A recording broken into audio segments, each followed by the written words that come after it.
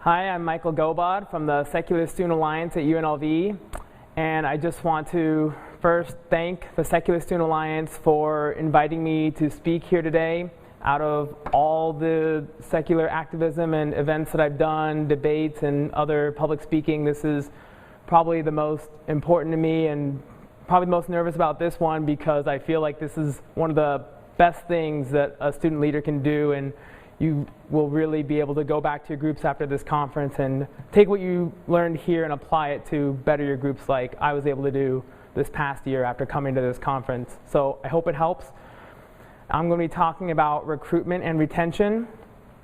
This, I feel, is one of the most important topics a new group needs to learn about, or any group for that matter that wants to try to grow their group, which is important. Today we're going to be talking about my group, the Secular Student Alliance at UNLV, our growth story, what happened to us and how we grew. We're going to be talking about why recruitment is important, recruitment and growth.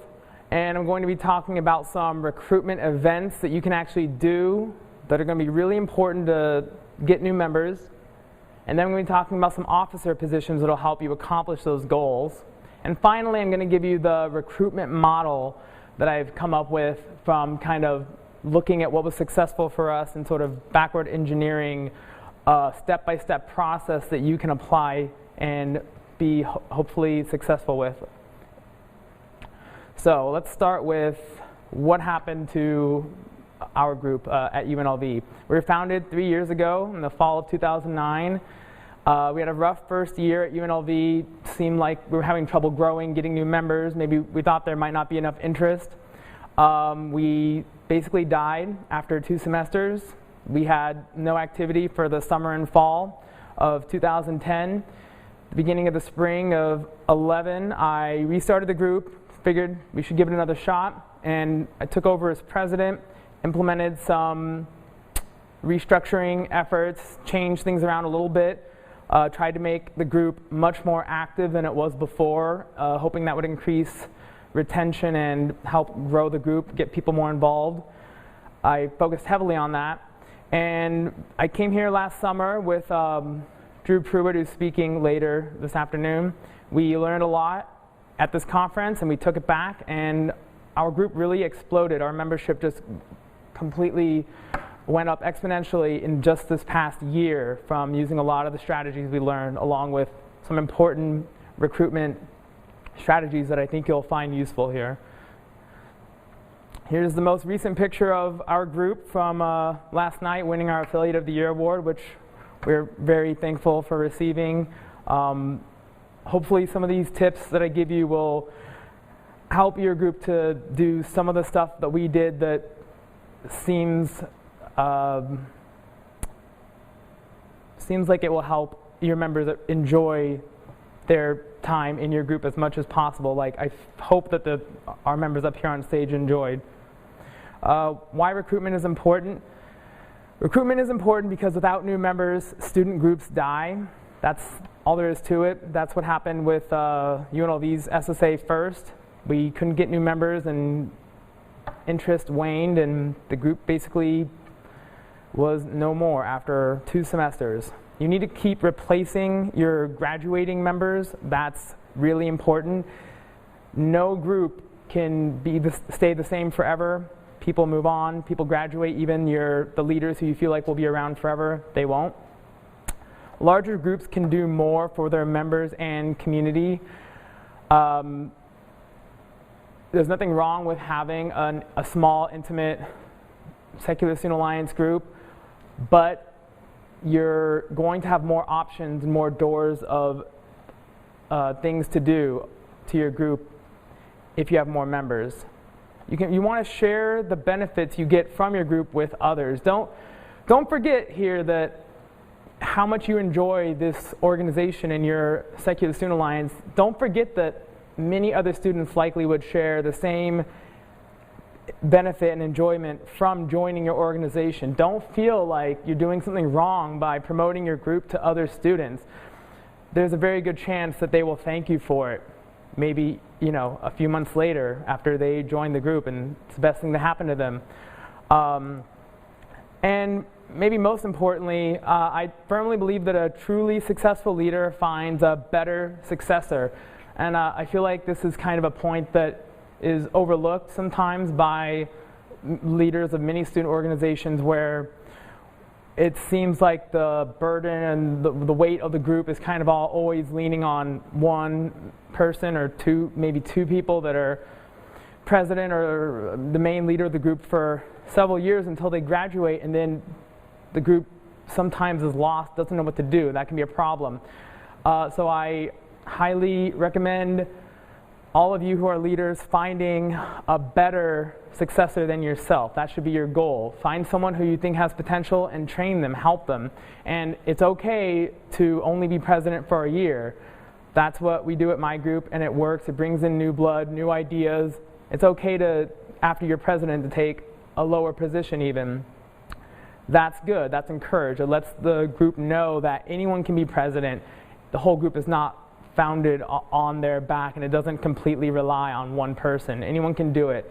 And this will bring up more leaders, make the whole group more invested and feel like they're really part of the group and leading the group. So let's start with some recruitment events that you can do. These are going to be things that get your group's name out to the campus and other students. The goal, as I say, isn't 100% of the student body joining your group, but a good goal is to have 100% of the student body aware of your group. Maybe that's impossible to do, but that should be something you aim for, because that way at least you get every single person who would want to join, they at least know about it and they'll be able to. So 3 types of recruitment events that were successful for us, and I think kind of summarize the types of events that a group can do, is general tabling, publicity stunts, and public events. So with general tabling, this is basically just setting up a table and chairs with a banner or a poster at a high traffic area of your school, usually in front of the student union perhaps, and you could even do satellite tabling around the campus near departments that you think would have students that are interested.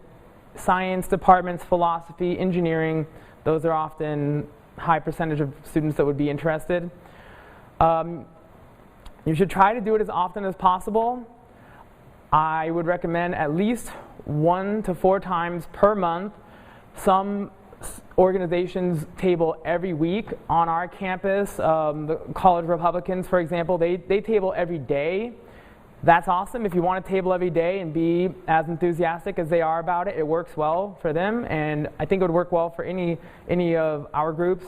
So go for it. If you have the members and the desire to be out there, do it. It's a good idea to keep track of who is going to be tabling at what times. You're going to want to have a sign-up sheet perhaps at a meeting and let members sign up for times they want to do, preferably in pairs. You don't want to have someone tabling alone, and you really don't want to have 5 or 10 of your members all there, because it's going to be intimidating for anyone to approach you. It's good to have freebies like candy, stickers, buttons, pens, brochures, things like that to give away to draw people in to talk to you.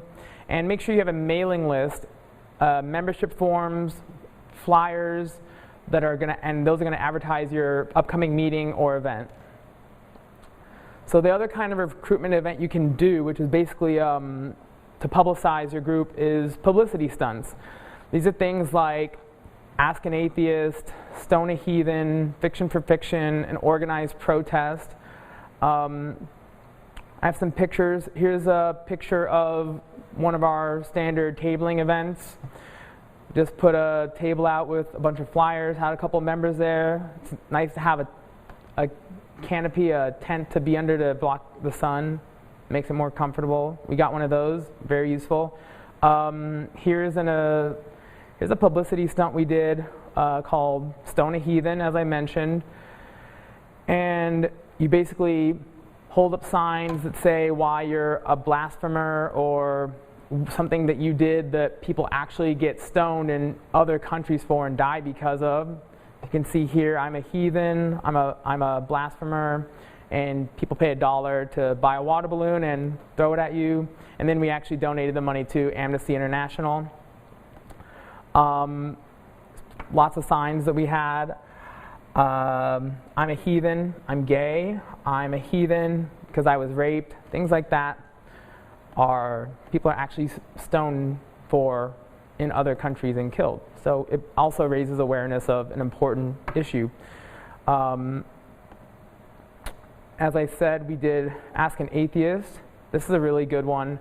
As you can see here, we put a banner that says Ask an Atheist next to our group's banner. And you have a cork board next to you that has some commonly asked questions of atheists, in case people don't really feel comfortable talking to you, or maybe they don't know a good question to ask. So they can look really quick at the most popular or commonly asked questions, and the answer is right there.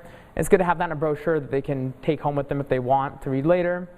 And as you can see here, you've got a person walking by who's signing our mailing list. That's really important. And as you can see, it's already on the second page and filled up.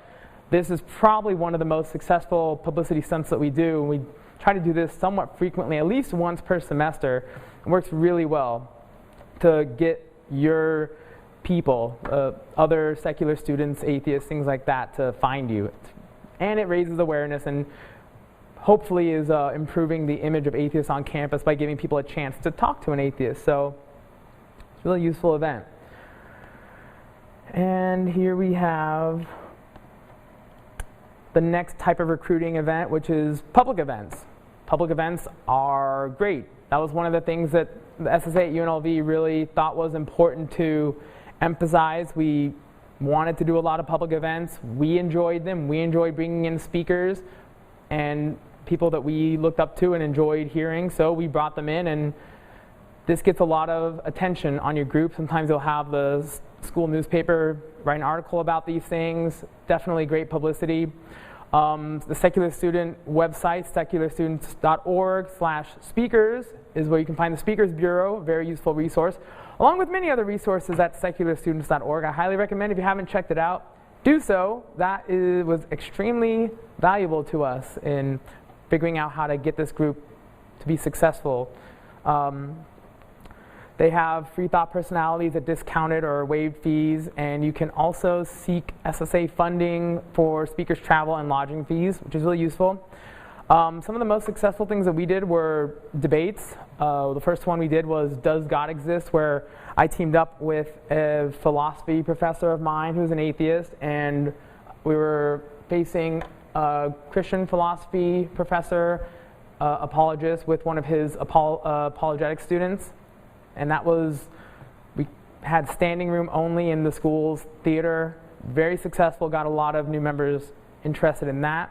And then Is Religion Good for Society was another debate we did. You can also have film screenings that can be successful. Just make sure you check the rules from your school about how you can show films and make sure you're doing it legally. Here's some flyers for our public events. As you can see, our Is Religion Good for Society flyer, and then our benefit show flyer. These are something that we did a year and a half ago and was very successful. We had Penn Jillette from Penn & Teller and his band, the No God Band, play a show for us for free, and very grateful for that. We were able to raise a lot of money at that event, and all of our benefit shows raise a lot of money. They are pretty much our biggest fundraising event of the semester. And if you can put together something like this and get bands to play for free, and you can get a venue to let you use their venue for free, then you can raise a lot of money at these things. Highly recommend doing other things on the side, like date auctions, where people can buy a date with one of your members. And a lot of times it'll be your own members buying each other for dates, which is to be expected, but that's okay. Give your members as many excuses to throw money at the group they love as possible. It's always a good idea. Here's a picture from our first benefit show with Penn Jillette. A lot of fun and got a lot of attention for our group. If you don't have a celebrity that's willing to make an appearance, that's okay. Since then, we've had successful benefit shows without celebrity appearances. Here's another event we did. Ted Cox, who went undercover to gay to straight rehabilitation camps. Here is him on the stage of our theater doing some touch therapy, which was really entertaining and really fun event for us. The audience seemed to really enjoy it. And the next thing I'm going to talk about is officer positions. These are some positions that are really going to help you with recruitment. First, probably most importantly for recruitment at least, is going to be your public relations officer. And this person is going to be in charge of garnering new members. They're going to organize and facilitate ad campaigns, publicity stunts, and tabling, compiles contact lists, and follows up with interested members. And they're going to ideally be someone who's sociable, but it doesn't have to be necessarily. It's always okay to have a highly organized and motivated PR person, and then have other social people to actually sometimes talk to people at the tables and things like that, to be able to dialogue and with people who are interested. So that's okay.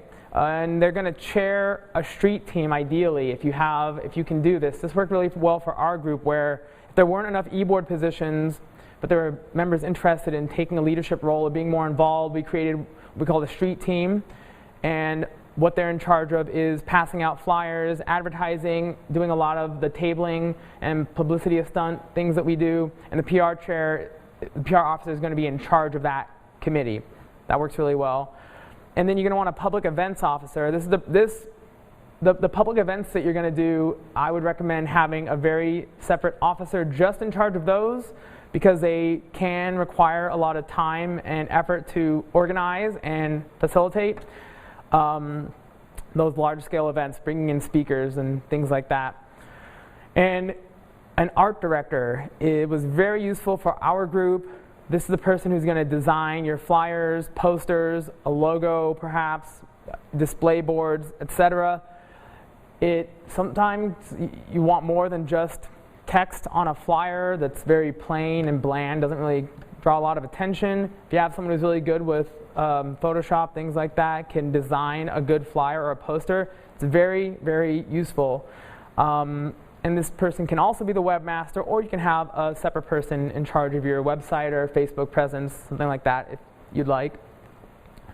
So now that we've talked about why recruitment is important and some recruitment events that you can do, like publicity stunts and tabling and public events, now we're going to talk about what I call the recruitment model, basically, which is what you're going to use at all your events, everything that you're doing to try to draw attention to yourself. This is the model you should be thinking about in your head, which is kind of what we did subconsciously without really realizing it. But you're going to want to first promote the event, promote your speaker coming in, promote the benefit show you're putting on. You can even promote your publicity stunts, although you don't usually need to. Usually those draw enough attention just by being there. But that's going to be like the bait, like going fishing for new members, right? Put yourself out there, that's the bait. Then your mailing list is your hook. You're going to find students who are interested in joining. They're going to come up to you and talk to you, get them to sign their email address up on your mailing list. You don't want to lose them, because those are your potential members. Those could be the next leaders of your group. And then, of course, one thing that some groups have trouble with or forget about is retention. Just getting people to sign up on a mailing list, or even getting them into the first meeting, a lot of times they're not going to want to stick around. So I'm going to talk about some strategies to reel them in and keep them as active in your group and happy. So to promote your events and to just promote your group in general, some useful things are Facebook. You should have a group page, obviously, if you don't already, where people can just like the page to get your updates, and make sure to update this regularly with all the events you're doing, with all your meetings, things like that. Event page, make an event page for every event you do, ideally, including all your meetings. Every single one, I would recommend having an event page and inviting all your members so they remember. Sometimes people forget. Flyers and posters, as we talked about, are really useful for advertising, and you're going to want to pass out these, print a lot. Pass these out to your members at a meeting. they're going to be your main promoters of the group. Encourage them to, between classes, pass them out to people walking by in class. And a lot of people have trouble doing this. I understand. It's not easy to go up to a complete stranger and give them a flyer, but just remember that you once did not know about this group, and I'm sure you were grateful to whoever first introduced you to this group. So even if some people aren't as grateful and don't want the information, that's okay. Don't worry about them. Keep doing it, keep it up, at least promote to all of your friends. That's the first place you're going to want to go to find new members. All of your friends should know about this group that you're in if you can let them know, which you should be able to. It's a good thing to do, to be open about this kind of thing. There's a very good chance that you don't even know some of your friends would be interested. I had friends that I had for years, had no idea they were atheists or secular, and when I told them about my group, they were the first ones to come around and check it out. So do that. It's good to have a public Google Calendar. That's really useful, that you can update and anyone can just bookmark it on their browser and go check it out at any time to see your events coming up. Sidewalk chalking, we can't do that at UNLV, but I hear other groups do that with success. Here's some more flyers that we've made. Here's the flyer for that benefit show with Penn Jillette and his No God Band. Here's a flyer that we used last semester for our general meetings. As you can see, it's got Tuesdays at 7 p.m. at the Freakin' Frog, and we had it that way for a whole year, I believe. At least for the whole semester we used that flyer. We kept it at the same location. That's really useful because you can put these flyers or full page posters up, if possible, up around the school, and you don't have to take them down. They will last for the whole semester or the whole year if you keep the same location, so that's ideal. And you're going to want to do more promoting by encouraging your members through incentives, possibly. As I said, you really want to encourage your members to promote. One incentive you can have is what we do is a type of a point system where if you do things like tabling or help pass out flyers, things like that, you can earn points which you can use towards paying your membership dues, for example. It's a good system. Also, you could have an incentive that if one of your members gets someone else to join the group and that person pays their dues, then that member maybe doesn't have to pay their dues, or it can be reduced. These are systems to help you charge dues, which I also encourage.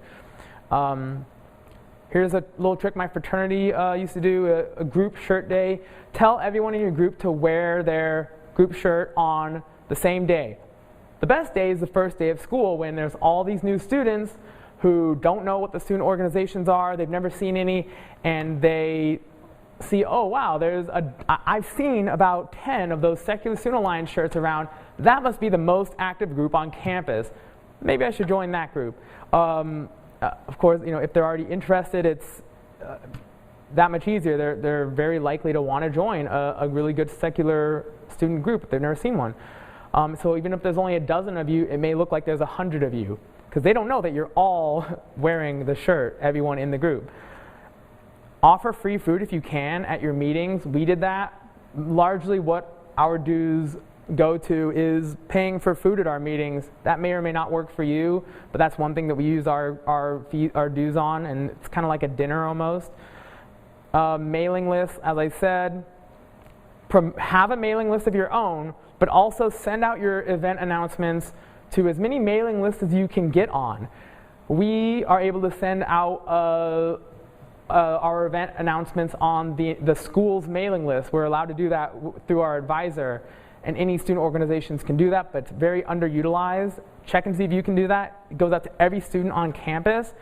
Also, we send out to specific departments who feel like the students would be interested and who are sympathetic to our organization, like philosophy, sciences, so check with that. And other local secular groups, if there's a local atheist or humanist group in your area, ask them if you can send out an event announcement to their members. They might also be interested in coming to some of your public events. or if not, they might be interested in supporting your organization. Don't forget that you may be the only student secular organization, in town, and a lot of people are very interested in supporting students. So be sure that everyone in town in other secular organizations knows about you. It can be very beneficial to your group. Make sure you have your mailing list at everything, at all your public events, your publicity stunts, your tabling, everything you do, even at of course at your meetings for new people that walk in and aren't on your mailing list. Gather emails. It's good to say, free to sign up, cancel anytime, that always works, to let them know it's non-committal. Tell them they stay informed about great events like this that we do. It's good to send a welcome or thank you email at first. As soon as you get an email address, this is really nice. Let them know that you appreciate them signing up for the Secular Student Alliance at whatever school mailing list, and this is just once weekly newsletter, and you hope to see them soon at an event. Weekly, only send out once a week so they don't spam. They don't think it's spam and want to be taken off. But of course, if they ask, take them off. Now finally, retention. So retention is a difficult thing to achieve. We had trouble with this in the beginning, but what worked for us this last year to really keep members together, it's somewhat of a simple concept, but you want your members in the end to really love being a part of the group. I mean, it sounds easy, but I know it's not. Sometimes it's difficult to get members to really love the group, but they need to love the group. And there's some ways you can do that. The best way is to make the members foster friendships, foster bonding between your members. This is what a lot of secular students are lacking. They don't go to church. They don't have a religious organization. This is something that we provide. Don't forget that. The way you foster friendships is by having a lot of social events. So I would recommend having a social or group events officer who puts on these types of social or community service events. Here's a couple examples that we've done with success. Things like discussion meetings, which are weekly, just your general discussion meetings are good. Movie nights, roller skating, hikes, laser tag, community service, barbecues, and going to a museum. These are all great ideas. Here's a couple of photos we have. Here's one of us where we did the AIDS walk in Las Vegas, which we raised a lot of money for a great cause, and we all came together and bonded, and it was a lot of fun. This is when we had our old banner as our old name, the Rebel Secular Student Society, which we changed, rebranded, which was a really good move. If you haven't done that, it's something to consider. It worked well for us, at least. Here's our roller skating night. This was a lot of fun. We were all dressed in kind of old roller skatey, kind of roller disco clothes. We had a lot of fun.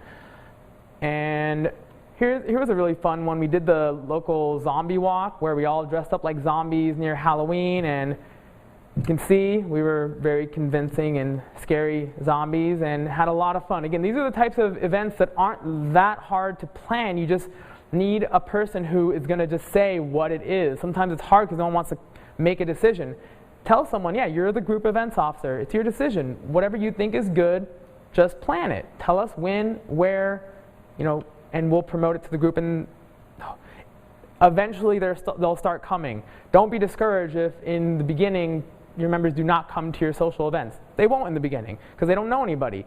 But as they come to general meetings, they start coming to these social events, I promise you they'll start to grow, and these are where friendships are really, really born and really do make your members want to stay a part of the group. Almost done here. So your member events officer, as I said, is going to be in charge of organizing these social events. It's good to target new students also. This is good for retention because freshmen who are coming to your campus day one, they don't have a lot of friends a lot of times. They don't know what student groups they want to join or what student groups are active. So it's good to really talk to these freshmen especially and try to tell them the benefits of joining your group, what they can get out of it, the friendships they can make, the leadership opportunities. Explain how active your group is. Most students don't want to join a group that's not active. In the beginning, our group only had monthly meetings. We changed that to weekly meetings. Much more effective. Students want to join an organization they can do a lot with. And I'm going to reiterate, get as many members as you can involved in leadership. You want your members to feel like they are really making the group, like they are a part of it. And just coming to weekly meetings sometimes is enough for some, but some will want more. Have those leadership opportunities. Don't bogart leadership. Don't think that you're the only person who's capable of running your group. Delegate responsibilities. Have a functioning executive board of officers. We have 7 executive officers with our president, vice president, treasurer, secretary, but also our public events officer, our social events officer, and then our PR officer, along with our committee of or non-executive board positions, such as, like I mentioned, art director, webmaster, historian, fundraiser. You can come up with more ideas if you'd like. Those are a good place to start, I would recommend. And it allows as many members as possible to really get involved in leadership.